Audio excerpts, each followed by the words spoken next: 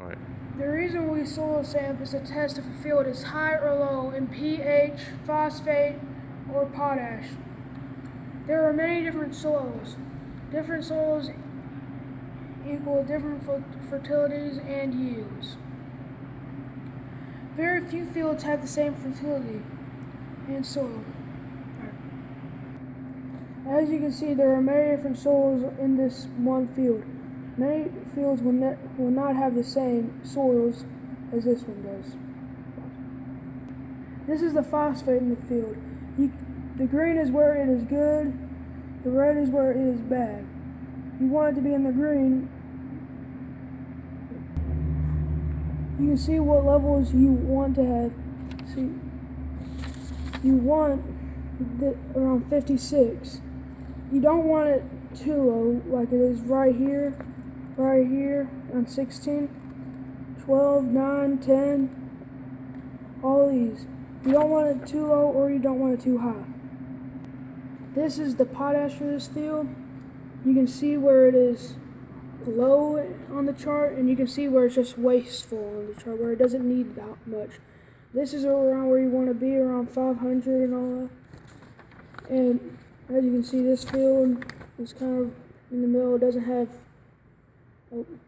the best in the world, but it doesn't have the worst.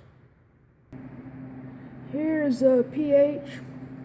You don't want it too low, and you don't want it too high. If it's too low or too high, you have no fertilizer available.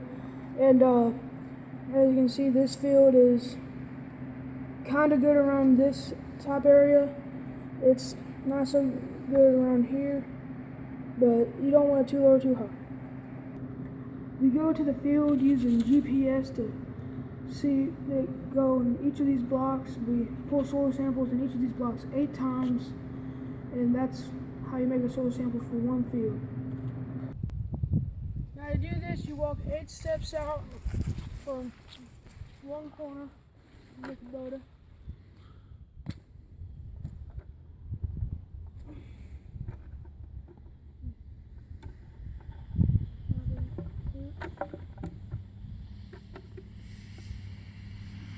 Soil's a little wet, so it's a bit hard.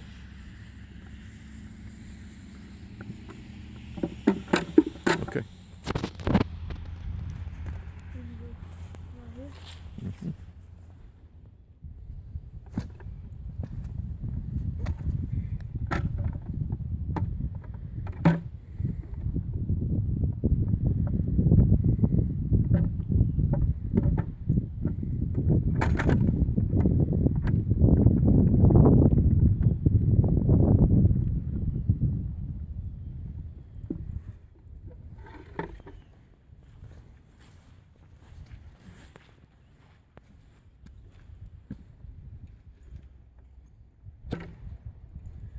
You make the soil go, make the probe go in 4 inches if it's no-till, and 6 inches if it is not no-till.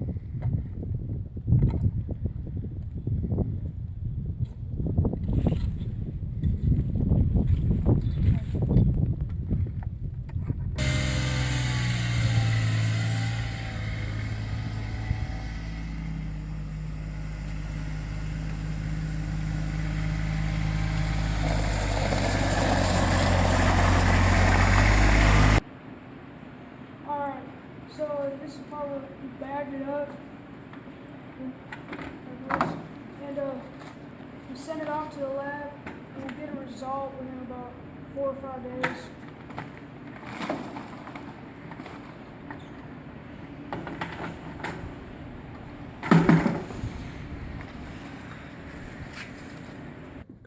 When we get the results back, this is what it looks like.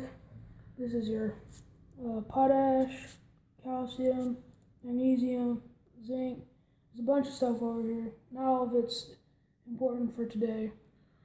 And here it says 104 nitrogen, 105 phosphate, and 125 potash. And that's just, some of these are, not all of these are as important as others, but they all play their part in it.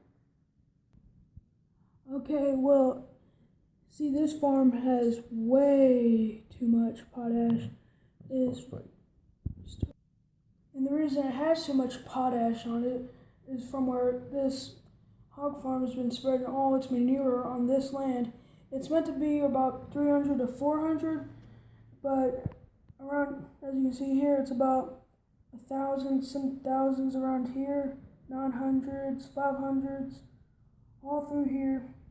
They've been spraying their fertilizer on it for about 50 years, and as you can see, you don't need to spray too much fertilizer on something, or this could be the result. And on this other one, same farm, this is the phosphate. Too much phosphate can be toxic. As you can see here, it is toxic in this field. It's about to be 40 to 100 in phosphate. It's in it's about 2,000 right here, 1,000 right here, 4,000 right here, and a little below 1,000. 1,000 over here, 1,000 over there. As you can see, this field is way over fertilized and should not be used for crop production. To fix problems and save fertilizer and money, the farmer can apply lime and fertilizer where needed by using a GPS controlled truck, using more or less as required to maximize yields and profit. Fertilizer can easily cost over $100 per an acre in a year, so efficient and sensible use of this makes good sense. A soil sample costs $7 to send it to a lab, so sampling makes a good sense if a farmer doesn't want to use $100 an acre of fertilizer when it's not needed. So even a freshman can figure out that $7 or $100 is a much better choice.